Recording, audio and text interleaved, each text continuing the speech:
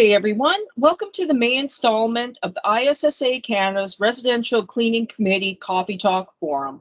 My name is Tanya Nawatney, and I am the Director of Marketing Communications for ISSA Canada.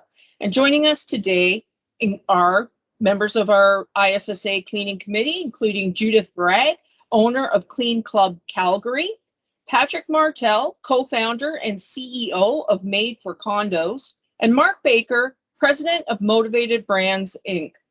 Today, we will be discussing creating a successful company culture. I would like to remind our participants that if you have any questions, please include them in the chat or raise your hand, please. So, company culture. This is a term that is being used more frequently these days. The obvious question is, what does company culture look like to you? And what does a successful company culture look like specifically for your specific firms? I guess I'll go. Thanks, Tanya, and hi, everybody. Hope everybody's keeping well here on a Wednesday morning, afternoon, wherever you are tuning in. Welcome. So I think today's an exciting thing. Culture, it's very important to me. Very simply, culture is how people feel when they wake up and go to work for you, what they feel and how they feel about your organization, and truly what they're coming in to work for. So the name of the game in our type of industry and in recruitment at the entry level, I guess, labor market or workforce is the ability to have people feel like they're working for something else other than a paycheck. So the ability to have people feel like they have a higher purpose other than a check-in, check-out kind of thing and a paycheck. So that's what culture is to us. It's super important. I can't say that we have it fully figured out because it is quite it can be a complex game, but I think if you put your best foot forward and first and foremost care about the people that work for you, treat them with respect and dignity and treat them as though you want to be treated, that in essence is culture to us. So that's my little spiel. Judith, what's culture to you guys? Culture is like a relationship to us, like a lot of times you get into a relationship and you meet this cool boy and it's really fresh and whatever and it's exciting, and then after a while you just don't manage the relationship anymore. So culture has to be managed, has to be taken care of continuously. I totally agree with what you were saying, Patrick, and definitely how people feel when they come and work for you and what kind of environment you create for them to feel that way. So the environment that I try to create is, it's okay if you make a mistake, just let us know and then I'll stand behind you and then we'll fix it. Because, we are, we do 3,000 jobs a year. So out of that, 1 or 2% is not going to go right and things will happen. So just having the back of your team members. What another piece of the culture for us looks like is if there's a customer that is a bit more difficult. Granted, I do like my high maintenance clients because I think you can learn a lot from them. But there comes a point when you know that nothing you can do to satisfy that client, or maybe they are being disrespectful to my team member, I will fire the client first, because my first customer is my employee. I want to keep them long term. I want to make sure that they are happy at their job, because it is a hard work that we do. Day in, day out, crawling, cleaning is just not easy. So that's just some examples of what culture looks like for us. Very good. So in terms of culture and structure, do you guys set goals for yourselves? Mark, maybe you're next. Hi, everybody. How are you? Oh, Mark, I'm sorry. Tanya, man. I know. You tried to block me out, and then now you're not answering me questions. God love you. Hi, everybody. Thanks for joining in, and it's good to see everybody on this beautiful Wednesday. We actually have sunshine in Newfoundland today. Hallelujah. Oh, yeah. In Calgary too. But Calgary, yeah, every day. Oh, Nice. But okay, so when it comes to culture, there's different ways to kind of approach this, right? And there's a high level corporate C-suite way to go about that. And I can kind of go down that based on doing a college diploma in business and blah, blah, blah. And then there's like, just let your hair down and talk about culture, right?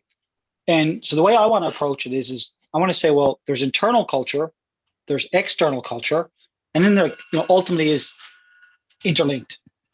But I just want to talk about internal culture, because that's been the focus of my business for the last 6 years. And June 1st, we're launching a brand new brand. Mm-hmm. It's all about culture. So I think for me, it starts with two things, kind of like, what is your purpose? Why do you exist? Right? So like every company has a purpose. Like, an owner can have a purpose that I am in this to make money to feed my family, and that's it. And sometimes it kind of starts that way, right? But as you evolve, that can change. So like for us, for example, our purpose has constantly changed to the point where our purpose is to provide meaningful employment to frontline workers in the service industries throughout Canada, right? So like it just stopped being about us. It stopped being about me. Now, in doing that, there's definitely a benefit. So then the next part of my culture is I'm always trying to create a win-win-win situation. So obviously I want win for the customer. I want win for the professional house cleaner in this industry, and I want win for myself as an owner.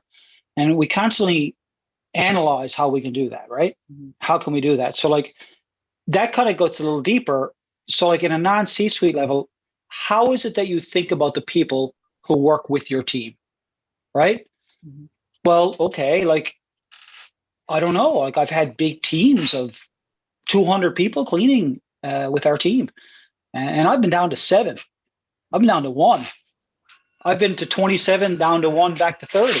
It's bad when this happens, right? And you learn pretty quick that supply and demand dictates that the professional house cleaner is the person who's in control of the relationship for the most part, mm-hmm. right? So how their experience is with your company is going to heavily dictate on whether or not they stay with your company, how long they stay with your company, how they behave while working with your company, and when they offboard with your company, what's their thoughts and feelings about your brand? And do they become someone out waving the flag for your brand, or do they become a disgruntled ex-person? Mm-hmm. So I kind of use what I call the Dominion test. Now, you guys, I think, call it Loblaws in Upper Canada, but or you have all kinds of names, but yeah. Ultimately it's Dominion is what's called in Newfoundland, right? They're the grocery store. So when I go shopping, I run into my customers locally here. And some of those customers are worth $500 million, like the Crosbys, right? And some of those customers are very wealthy people, all the influential people in our community, right? And some are just regular Joes like me. And I need to be able to look them in the eye. I need to be able to say, oh, hi, Tom. Hi, Mary. How are you doing? And I'm not like, oh my God, we've really done a bad job at Mary's house, and that experience was bad. Like I don't like that feeling. But I also need that same feeling with people who have worked with or currently work with our brand. I don't want to run into somebody and think, oh my God, I don't want to see Diana Pelly today. Oh, that's Diana over there. Okay, I'm going to walk in the opposite. She's laughing because I used her name. I'm going to walk in the opposite direction. I don't have to communicate with Diana. Hey, Diana, how are you? How are things going? Good. Oh, everything's going well. Run in the other direction sometimes. Yeah. Well, and same here. So for us, there was a major breaking point where 2 Novembers ago, we blew up in a Bar Beware Facebook group. And a few disgruntled people blew me up big time. And it took 5 IT people to put out the fire. It wasn't good. It was while I was in Vegas for ISSA. And that was a big shift. And I had to sit down and ask myself, well, why is it that some people feel that way? And then we had to begin the process of creating a different environment. And we're extremely happy to say that we have extraordinary relations with everyone who works with our team. Final thought is that, got to pass a Dominion test. What is your purpose? But creating that culture, I had to learn that there's 2 sets of rules. There's a set of rules that people who work with your team or employees or whatever it is, they have to follow their set of rules, right? And just because they don't follow the correct set of rules all the time, that doesn't mean that you don't. So for example, they can be late, they can not show up on time, they can ask for the same piece of paper 17 times, they can get that copy of that T4, T4A again, and they can just be a real pain in the behind. And they were the worst you ever experienced. But you still must have every interaction with them be at the highest level at all times. You follow a different set of rules and you're not justified in changing those rules. And that's really important when creating culture, right? So you have to do what you say you're going to do when you're supposed to do it, no matter how small it is, even if it's a callback. And these things all interrelate in order to create a starting of a positive culture for us. I totally agree, Mark. And I just want to add another point. I think we talked about how can we judge or gauge our culture success. There's such thing called an NPS score. And I think, Mark, you're kind of touching on the C-suite level kind of way of doing it. An NPS score, a net promoter score, would be the way kind of big organizations do it. And we've actually taken that kind of concept and brought it into Made for Condos for us. And basically, it's literally asking your staff those hard questions, which are simple. What do you like about your work or your job or your company? And what do you not like? And making sure that it's anonymous and they provide you with the accurate feedback.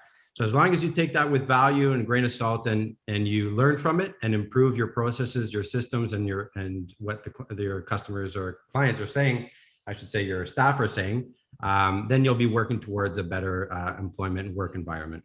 So that would be NPS score, net promoter score. We're all human beings, right? We're all human beings and we have feelings. And traditionally, like us as cleaning business owners, we never all came from corporate America. We didn't all do our corporate or do degrees in business. Like oftentimes we started this with, the old saying, 2 maids and a mop, right? And it's an ease of entry business. So like we may not always have the business acumen as a seasoned business person has, right? So we can be emotional. And as a rule, for those of us who started off cleaning like I did, like we're people pleasers by nature, right? Because we actually enjoy that process. And it's really difficult to detach yourself emotionally from the happenings within your business and stick to that corporate culture plan. That's really difficult to do, right? And that's a key element, that creating a corporate culture roadmap for yourself, which doesn't have to be a difficult thing to do. You can just say, for example, I want to have a better than industry average turnover rate. Okay, well, what is their turnover rate? Well, join ISSA and just talk to people at the conferences and say, hey, Patrick, how much is your turnover rate? Whatever they tell you, add on 100%, right? Because no one wants to admit the truth. And then say, okay, well, what's my aim? Do exit interviews. But most of all, when someone tells you something about your company, as much as it hurts, it doesn't matter if it's true. If that's what somebody's saying, that's what somebody's saying. And it has to be addressed. Right? Yeah, it's their truth. You have to listen. It's their truth. That's right, Judith. And listen to the truth and learn to stop being offended. Let it sting for a while. It's going to sting. Hard feedback stings. And then put it away and say, what can I do to change that experience going forward? Like Patrick said, right? Like Patrick is basically saying, don't let it keep you up at night every night. But, you acknowledge it with the NPS and you move forward in a professional way. Yeah. And then also on that note, Mark, just do your investigation. So if you get a feedback that is stinging, and the reason why it's stinging, because probably there's some truth to it, then just do your investigation and talk to that person and just ask why. Why do you feel that way? Tell me more. Ask these questions and be transparent. Okay, I understand what you're saying. This is a growing opportunity. So I want to learn more. I want to make the company better, right? So, and that can be anything. Like you told me that you're going to give me X amount of hours and I'm not getting those hours. When maybe in fact they are, but sometimes, if you do semi-monthly payments, then the months don't align that way, right? Or say, oh, I'm sorry, we just haven't been busy. So have that discussion with the people. And also I put in, this is just from Google, this is not my smarts, the 8 steps for creating a winning culture. And one thing we haven't talked about is values. It's really important that you align yourself with like-minded people, like-minded values, because that's how you're going to be successful. And you have to do a little bit of investigation, or how should I say, we actually just do a really simple game. We play a card game with them. We mix our own core values in there. And then we just ask them to pick the 7 that suits best for them. And if they pick more than 4 or 5 of our core values, we kind of know that they're going to be a good fit in our team. And that's free. That you do it right at the interview. It's really easy. So you can already get a feel for that person. So I think developing your values is instrumental. I hear a lot about hiring right now. Everybody just kind of wants to hire a body into a job. You cannot do that, because then you're just gonna go heartbreak after heartbreak after heartbreak, especially when you're small. It's a really, really, really important point you said. All of your points were great, but the particular point about the hiring. So let's talk about that for just a few seconds, because that is in what Tanya is planning on bringing up, and it does tie in. Okay, so like, let's talk about desperation hiring. I've been there. I mean, I've had people who've worked with my team that were horrendous, and I have had to tolerate them to try to create until we just get to this next level. Then we can, not have to have someone like that in our team, right? Now, what I will tell you is that when you first start your cleaning business, like you're just like your customers, you're going to have some customers that are not your ideal target customers, and you're going to have to trade those customers out for customers that suit you better, right? And you fire them by raising their prices. And there's a way to fire them that won't cause problems, right? You raise the prices and they say, I am sorry, this is not no, it's your fault. You make it clear it's your fault. Like, I'm so sorry. I wish I could continue to work with you. You're the best. And then if they pay you the extra $100, well, hey, you can keep them for that amount. Like, you're right? Like, oh, darn. Yeah. Darn. So we've actually had that, and we've just tacked on an extra $50 a clean rate for the cleaning pro to tolerate. But so let's talk about, like, so you get to the point where you will start to exchange the type of people, the character of the people who work in your business. And as your business evolves and develops a corporate culture that is favorable, the type of people who apply. So, for example, if we were to take a cross-section of the type of people who used to apply with us at the beginning, the type of people who apply with us now is completely different. Yeah. And you can tell from the type of cars that they drive to what neighborhood they live in. Like, the people that are applying with us now are seeing this as a career versus as a career of last resort, or a transient menial job that I'm temporarily doing that means nothing to me, right? But in order to tip the hiring scale in your favor, you have to tip the corporate culture into your favor, because you had to become a brand that people want to be involved with. Absolutely. Even if you're little or you're big. Yeah. So sorry, Judith, go ahead. No, I just wanted to ask on that note, because it's almost like we're derailing the conversation a little bit, and I like it. Patrick, what was like classic hiring mistake that you ever made? This should be good. Sorry. I'm just really today or I'm yesterday, sure I or made when it. was that? Classic hiring mistake. Well, I think it has to do, I don't think that there's any mistakes that we've made in the field, because at the end of the day, I think they were all learnings that we would take. And I think every mistake is a learning. So that's kind of like a trick way to answer your question. Yeah.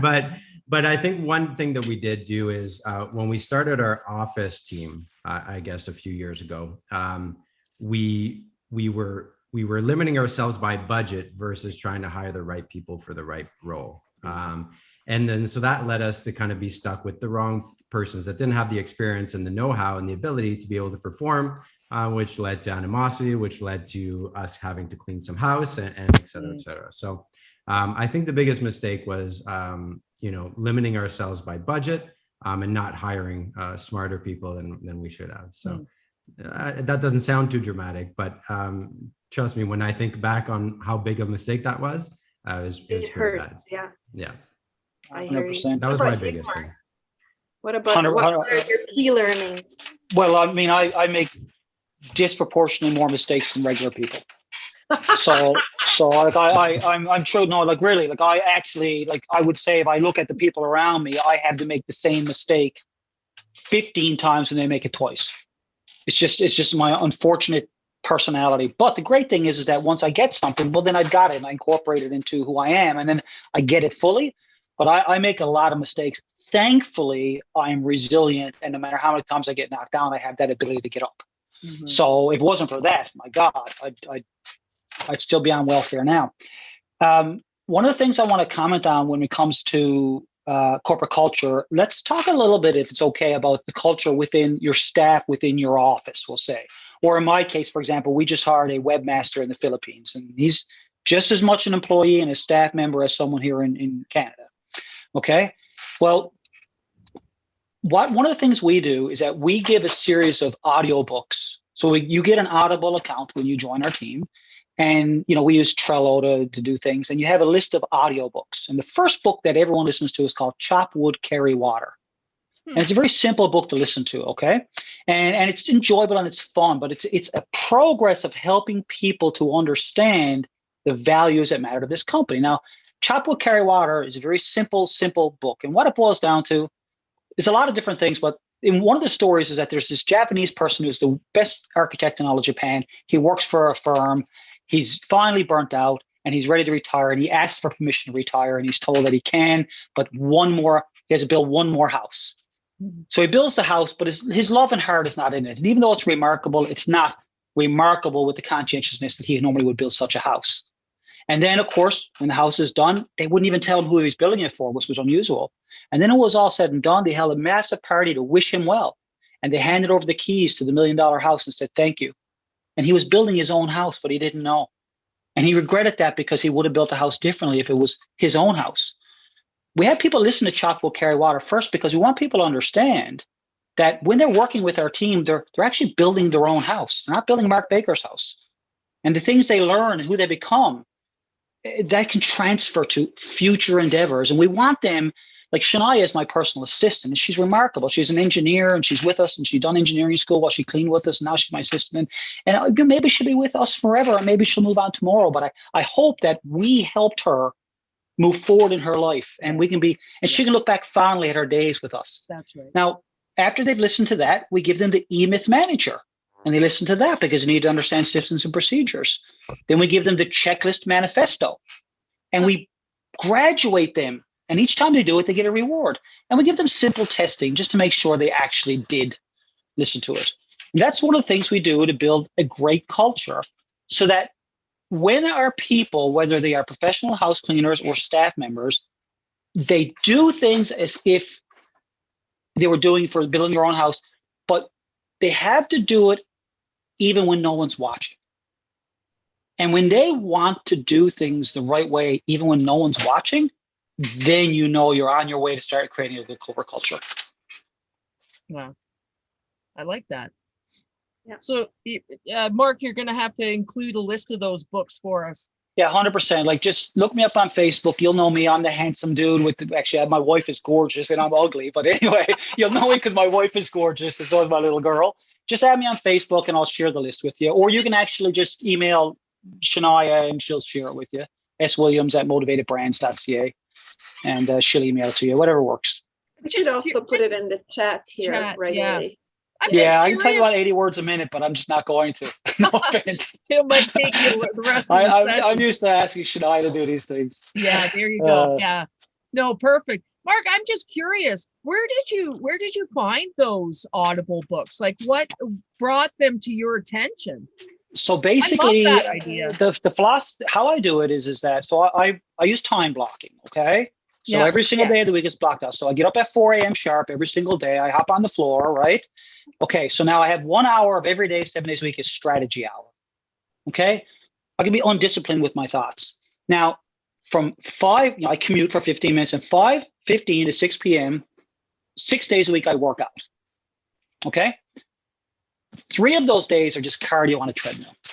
The other 3 are with a personal trainer.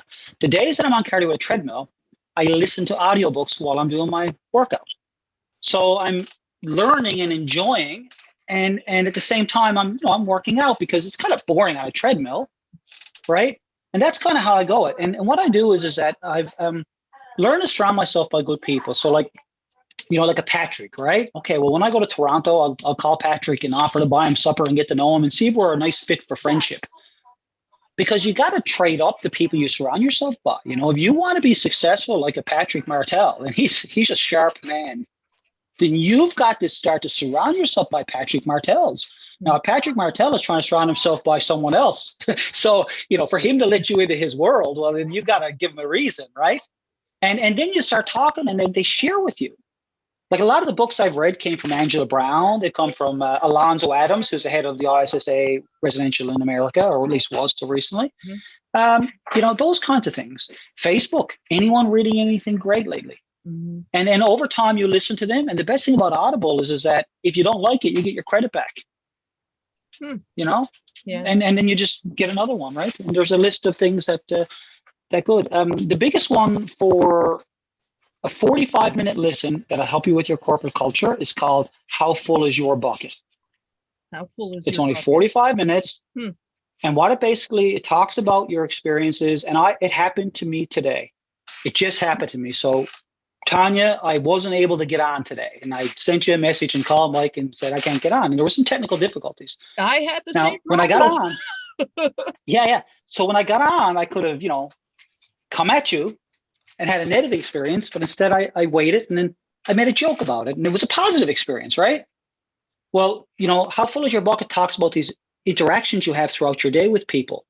And if they're positive or negative, and making sure that there's more positive than negative. But that's really important for corporate culture. And I highly suggest you listen to How Full Is Your Bucket. It's only 45 minutes and it will make a really great experience. And as you become self-aware, which is I have zero self-awareness, so this is a big deal for me. As you become self-aware, then you stop and think before you interact to somebody and say, do I want to leave this person with a positive or negative experience? And that's a really good corporate culture assisting, is that particular book. So I'm curious, like, how do your employees, when you share this with your staff, how is that received? Like, well, it's received extremely well because they also get they get the Audible, which means they get that for free and they can listen to personal stuff on it. I mean, I've used this analogy before. I compare it to training a dog and training a cat, right? Hey, dog, the dog is like, can I do something for you? You want me to jump over there? You want me to do something for you? I'm happy to do something for you. I love you, by the way. I love you. The life of pets, right? Dogs, right? Cats are like, hey, can you do this, cat? And the cat's like, you must be kidding me. You think I'm doing that for you. So literally, when you're training a cat, well, you have to use classical conditioning, right? From Psych 1000 at university. You have to make a cat think this is what it wants for itself, right? So training a cat is different. And when you're working with people, you're training a cat, right? You can't force this on people. You have to be able to, you got to make it subtle. We don't give them this massive, scary list. When you onboard, we give you this really enjoyable, easy to listen to, enjoyable book that 99% of people like. Yeah. We work, like right now, for example, there's a book by iFranchise, okay? And iFranchise is Mark Seibert, and they're rated by Entrepreneur.com, Entrepreneur Magazine, as the #1 franchise consulting firm in the world, okay? And we work with them in our franchising efforts and in another firm in Georgia. And their book, which is the Bible, so to speak, forgive me if you're religious, I don't mean to be offensive, but it's kind of like a Bible for franchising, is very technical and difficult. Well, guess what? We don't just give you that day one, but 10 books in, that's what you're on, right? You have people buying. But I want to speak to what Patrick said about a good fit, right? And not going after a good fit for financial reasons. Now, I have been known to be a motivational person. It's even in my brand, Motivated Branding. And I have convinced many of people to join our team, and they joined our team they were going to change their life. But motivation is intrinsic.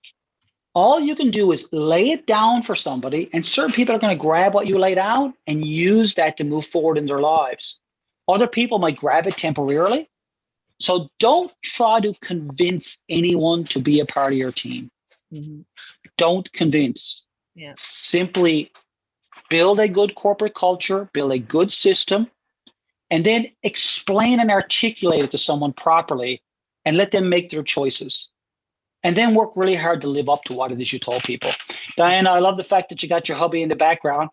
He's like, what's going on over there? So How are you doing, buddy? just curious, you know, you talk about your staff and your employees.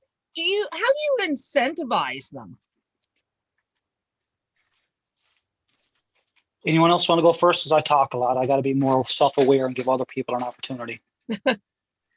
I'll give it to Patrick first. I want to see what he says.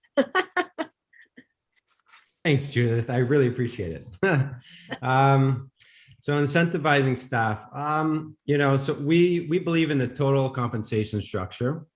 So we don't just pay an hourly rate, and that's not what we advertise. Advertising an hourly wage is like the same thing as working without a culture or core values and having people check in and check out. So for us, we truly believe in total compensation. That could mean anything to any organization, but ensuring that you're kind of touching on different metrics that you can measure in terms of performance. And so we highly believe that paying based on performance, based on, you know, getting reviews, positive feedback, opportunity for coaching, training, advancement, certification levels, different programs that you've joined on your own, going above and beyond. These are all elements that we truly feel are quintessential for performance payment. Mm-hmm. So we do it like that. And at the raw basics, we kind of judge that back to reviews and to client feedback is what we do. But you know, that's in a nutshell what we believe in. And I think it comes back to total compensation. So hit these metrics, hit these points, and your compensation goes from, you know, X an hour to a full compensation package, which is why by following our core values, by following the key metrics that we expect from you. Mm-hmm. Okay. Judith? That's really good because I do advertise hourly rate. So maybe I just got to change it a little bit. But we try to have a good package. And sometimes I kind of wonder about it, if it's good or not good, because we do have an hourly rate and then we have a lot of perks, you know, because we have, you know, gas money, we have very comprehensive benefits that are very expensive on my part. And then we've got advertising money. So if they put their logo or magnet on their car, they'll get money for that as well. You know, we get lots of tips. We get lots of, you know, we get a Christmas bonus and things like that. So it's really hard. So that's the, how can I say this? That's the monetary compensation or incentive. You know, the pat on the shoulder is more like what is also sometimes helps with our culture is our communication tool. So we share all the good reviews that we get with the team, and we let them know how appreciative we are of their efforts and what they are doing. And then we also do some fun stuff. We share a lot of fun stuff. We're not able to have meetings right now. I really miss the meetings. So I think that is also where you can start to motivate and have a better discussion with the team. We do Zoom meetings every once in a while, but sometimes I just kind of find that they are checked out a little bit. You know, the dog, the kid is in the background and whatnot. So for me, this one is not actually an easy topic. And I think I'm still growing into that skin on this issue. Mm-hmm. So, but that's something that's how we do it. Mm-hmm. Okay. Mm-hmm. This is awesome. By the way, I don't know about Melanie and Barry and Alyssa and Nancy and Sherry and John, but and 1368, whatever that number is, they don't have his name in. But this is awesome stuff, man. This is high level stuff, right? And I just want to make sure the people that are on. I don't know what position your company is in, but I can tell you, I did 2 million last year, and I expect to do 6 this year. Okay, so this, you know, and I started cleaning toilets 6 years ago by myself, and I didn't have a license or an insurance. Okay, like, you know, like we know this industry. Now, what I'm going to say is, with regards to culture, there's little things that you can do to change how you internally feel. Culture starts with you, okay? And it doesn't matter if you build an organization that starts with a bottom-up view and all the frontline workers are on the top, or it's a pyramid. Again, that's all C-suite level stuff. But it starts with you and how you truly feel about the people who work with you. Mm-hmm. And I like to use the Scarlett, who's my little toddler, 3.5. She's the love of my life. First full day in daycare today. I am so stressed out, right? And like, I think about the Scarlett because I have a fiance who I dearly love. And every now and then she texts me and she say, can you pick up milk on the way home? And I know what it's like to be on welfare. I have failed as an adult and landed on welfare, and I've had to pick myself up, and it's not easy. And poverty is a powerful motivator. Okay, so I know what it's like to be dirt poor. Mm-hmm. And let me tell you something. I have money in my account to get milk for Scarlett, and I always do.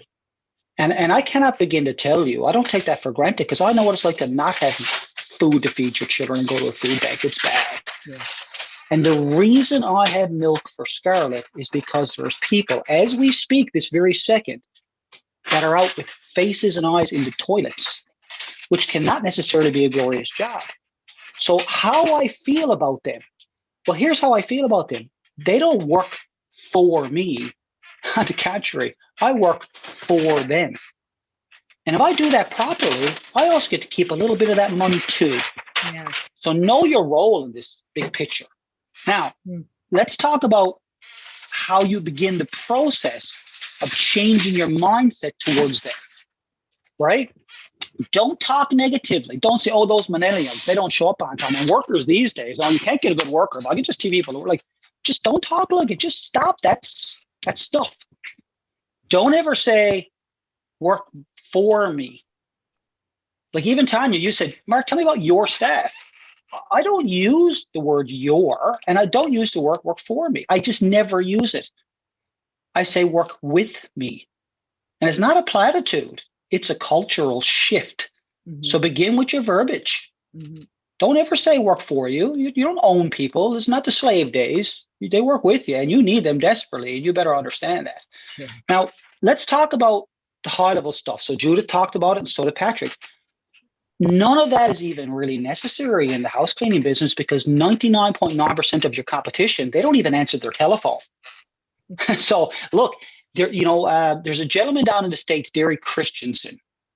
And I don't know if you know him. I know you would, Tanya, because he owns multi-state cleaning businesses, right? And he said, you don't need to have these unique things about you. Focus on the block and tackle. Now, I think that's a football reference, and I don't know football because we're Canadian, right? We know hockey and other things. But I think what that means is that it's kind of like just do the basics properly. And if you can consistently do the basics properly, that's enough to set you apart. Now, think about that with regards to the people who work with your team. Have you ever worked with a company and you call them and they won't answer the phone or return your call? Have you ever worked with a company and needed a document really, really bad so you could apply for a loan or get something or whatever and you don't get it? Have you ever had an error on your paycheck and you couldn't get it resolved? That's important to people. So that's the long game. So you can do this, right? You can have a really fancy recruitment where you offer all the bells and whistles and they all jump on board and you go like this. But you will go like that just as fast. And trust me, I've done it. If you say, here's my medium and long-term game, and I'm going to work on these basics and do them really well, you will build a culture and a brand that is respected within your local industry over time, and people will choose to want to work with you because money is like fourth on the list of things that's important to people. Fourth. What's most important to you when you're working a job? Money is not number one. So the block and tackle, focus on the basics. And I'll leave you with this. We use software called Freshdesk. Okay, we used to use Zendesk. It was awful. We use Freshdesk. Mark, a little bit of crackle in the audio. Freshdesk? Okay. Freshdesk, okay? And it's out of India and they're great, okay? Now, anybody who, and it's not expensive, anybody who emails us, calls us, texts us, it all goes into Freshdesk where our support agents respond. And I can tell you unequivocally that 100% of communications that came into this business, whether it's from people who work with our team or from potential customers, got responded to. And I know how long it took to respond, and I have a record of that. 100%. Now, the basics, right? Well, we had a person that worked with us in 2016, and they reached out and they wanted a copy of some remuneration documents. We can put our hands on we're digitized now, but back then we weren't. We can put our hands on any document at any time like that. We're able to pull the documents that she wanted and have that responded to within 2 hours with what she needed. Mm-hmm. That's a brand, isn't it? Right? Yeah. So how does she feel about us? That's corporate culture. So doing the basics well so that you build a reputation that is positive within the industry is very important. Mm-hmm. That in and of itself is an incentive to work with a company. Yeah, true, In my opinion. Yeah. Anything else to add, Judith, Patrick? Oh, that's good. So what markers do you look at to ensure that your staff is successful? You cut out a little bit. Can you repeat the question? Yes. Okay. What markers do you guys look at with your staff for their success? Oh, Like, how do we gauge their success? Is that what? Yes. How we gauge their performance? Yes. Like Customer what feedback. types of things what do you look for to 100%. Yeah. So I'm going to start first, if you don't mind, Judith, because that's Go one ahead. that we have on lock. So every single service that we do, every single day, every client, every visit, they get a survey that they get to fill. And based on the survey response, we take it as opportunity for training and development for staff, if there is opportunity, or we tie that into the compensation. And of course, reviews are certainly a way that we follow that. Okay. So interacting with clients, asking them how they feel about their service personnel, asking coworkers how they were. So we always leverage our senior staff. We have like a certification program with our staff.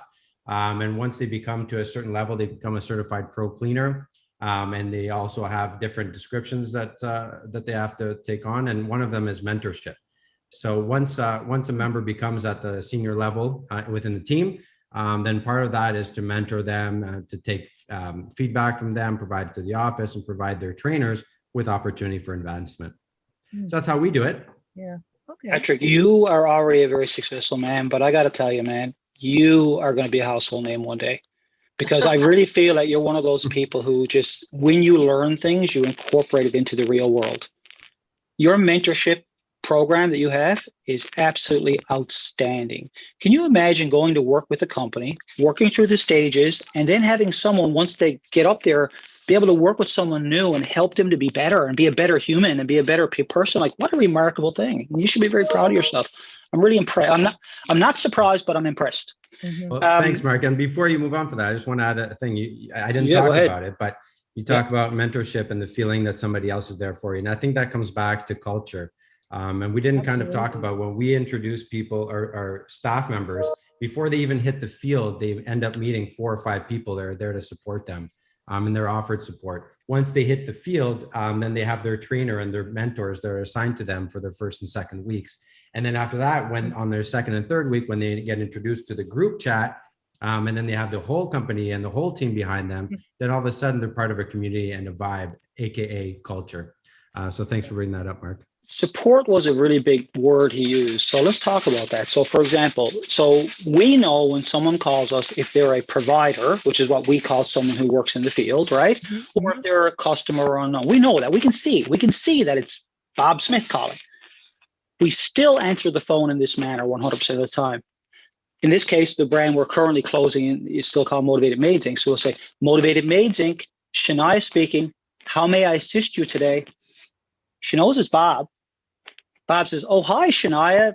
I'm in the field and I'm having a challenge, right? And then she assists him with the challenge. And then when she's done, she says, and this is very important, is there anything else I can assist you with today? Now, it took a while. And then they'd say, to help her to understand, for me to be able to articulate to her, to build into our training, to understand why that's the key to culture. Is there anything else I can assist you with today? Because what that says to people is that my role here is to assist you.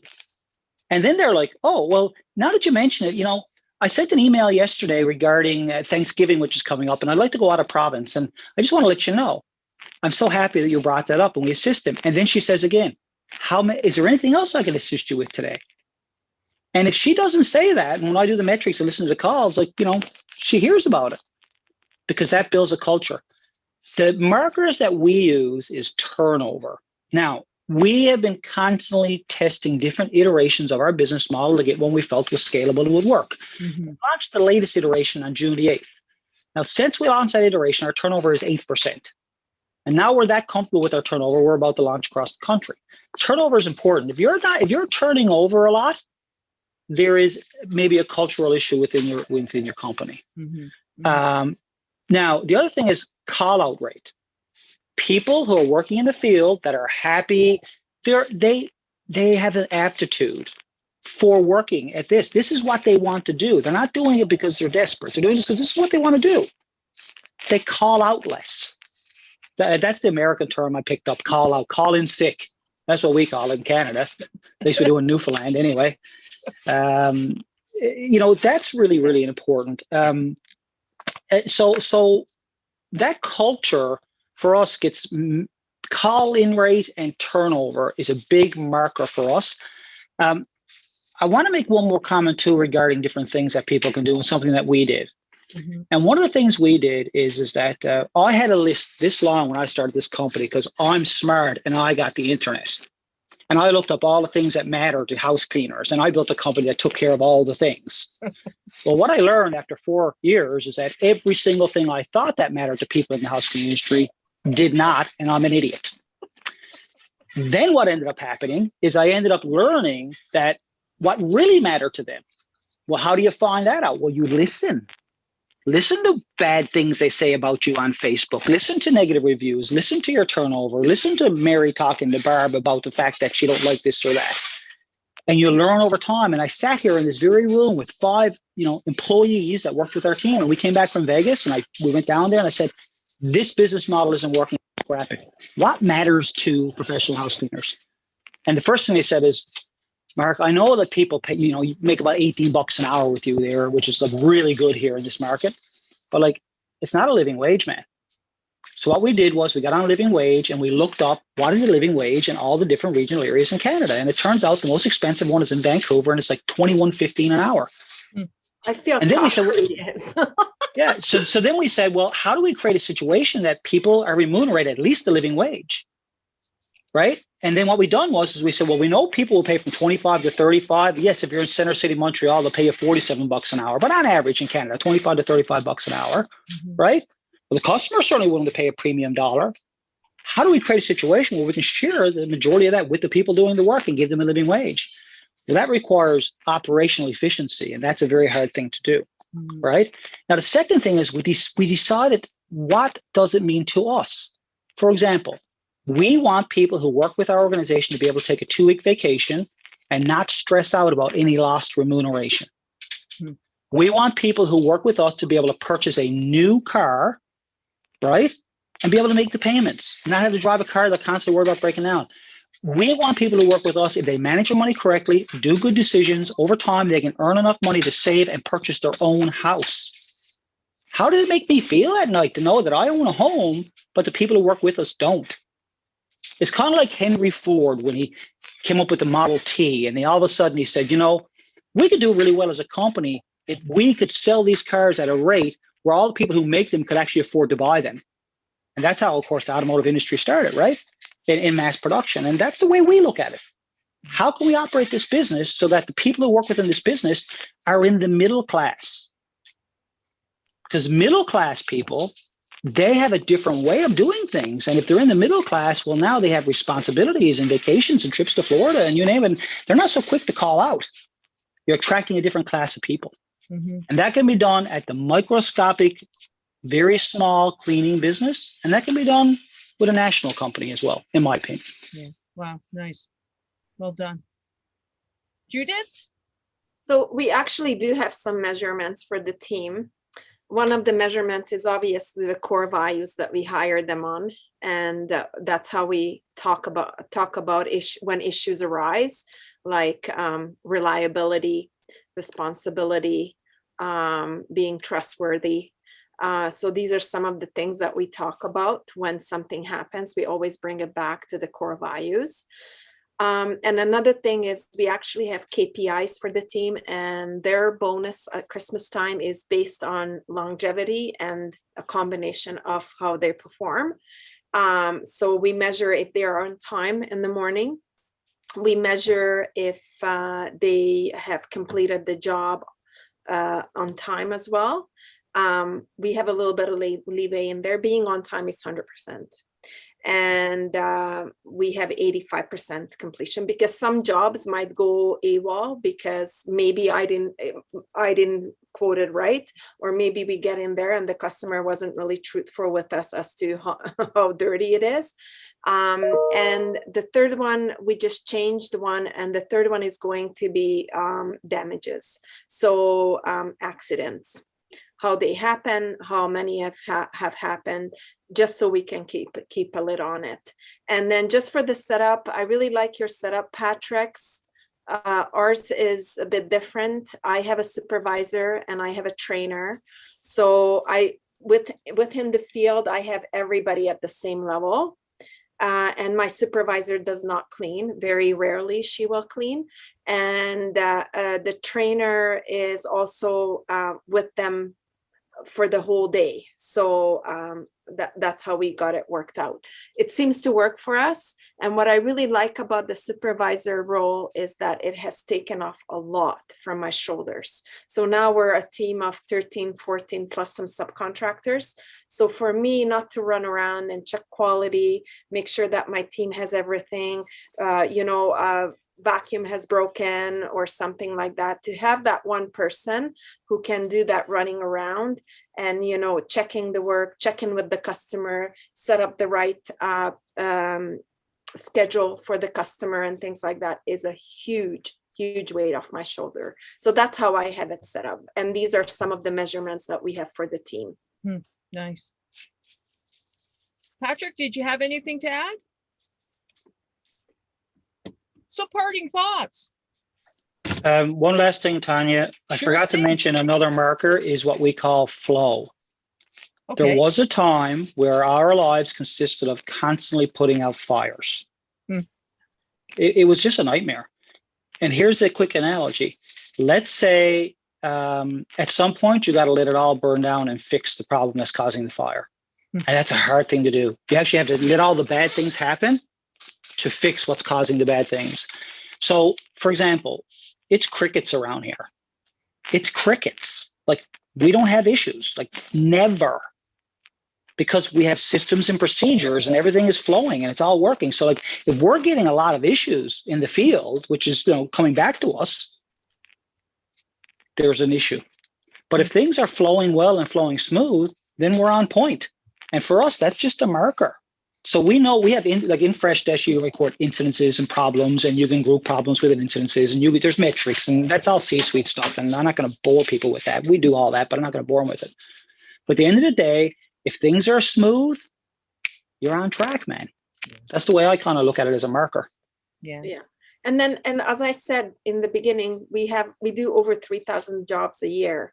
So if some of them are not happy, and some of them don't go right, that's actually normal. So people tend to forget that. So don't be so hard on yourself. I just want to say that. I mean, you want everything to go perfect and you want everything to be, stellar, but we're working with people. And that's a little bit impossible, right? So just to be okay with that 1 or 2% that you will have to deal with, and it's going to be difficult, but the more you deal with it and deal with it right away, it's going to be out of your way, and then it's not going to fester into a huge problem like a #1 Google review, right? Sure. Just to let you know that we're down 87.2% over last year, and that's by choice. We'll go up once we launch again, okay? We're still doing 10,950 cleans a year. And wow. It takes, it takes us less effort to do that than it took us to do considerably more, right? And that goes on to starting off by saying, who are you and who do you want to be and what you want your company to be? And it's all interrelated, but it starts with answering, what is your purpose? You know, like, are these people your workers who work for you, or are you there to provide them with meaningful employment and a good experience? Like, because if you got that attitude, well, then, you know, if they have a good experience and you don't turn them over, you are on your way to having success. And even if you're small, big, or medium, it doesn't matter. Success is not the craziness that the cleaning business can be. I mean, because it's no fun when things are going wrong. Let me tell you, we all know it. No, It's no fun at all. no. No. Right. Anyways, thank you everybody for listening to me today and all of my long-windedness. Just curious though, how is your turnover? You guys have obviously implemented some critical changes to the way that you do business. How I can is tell the you, turnover? whenever you feel like it, you can set a separate webinar and I will go through in 30 minutes our onboarding process and how it's automated and how it works. And I would say that I'm willing to bet that our onboarding process is better, is up there with the top companies on earth, such as Google. Mm-hmm. I'm not lying to you. The onboarding process, 67% of people who are with the company and say they have a positive onboarding experience stays with that company for 3 years or more. And onboarding lasts 2 years. Yeah. So the onboarding process is critical, but you can't type all your human resources, because if you do, it'll cost you a fortune and you can't remunerate well. Yeah. So how do you have a remarkable onboarding process while at the same time automating it so that it's not expensive? Makes Well, sense. that's what we've just spent 6 years doing, and it wasn't easy, but we're very proud of it. And when we onboard somebody, it goes smooth. Nice. Yeah, and then that's a big part of it for us. Patrick, did you? Patrick? How's my retention levels? Is that what the question is? Yeah. Yeah, I mean, in the cleaning industry, you know, no matter what, when you have employees, I guess, from my experiences, that, you know, when you ask me how many employees do I have to check my watch and say, okay, right now, or like right now. It's kind of the joke of the trade when you have employees, but so no, I feel as though we're doing quite well.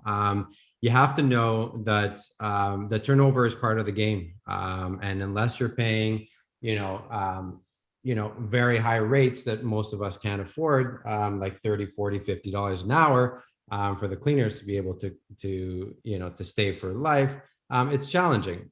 We believe total compensation plays a part in that, but our rate is higher than we'd want to. That's why we have a full-time HR and recruitment person.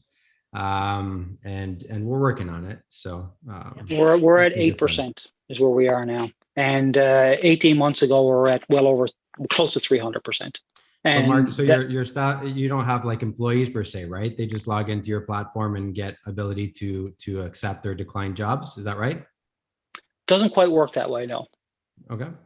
But yeah, it's 8%. So people, when they join our network, they stay now. Mm-hmm. But that was not easy. We do a lot of things that are not public. We share a lot, but there's a lot that's proprietary we don't share. Judith, did you want to add something in the interest of time? Close it out? I'm good. I'm probably with Patrick on the retention turnover kind of question. Great. Yeah.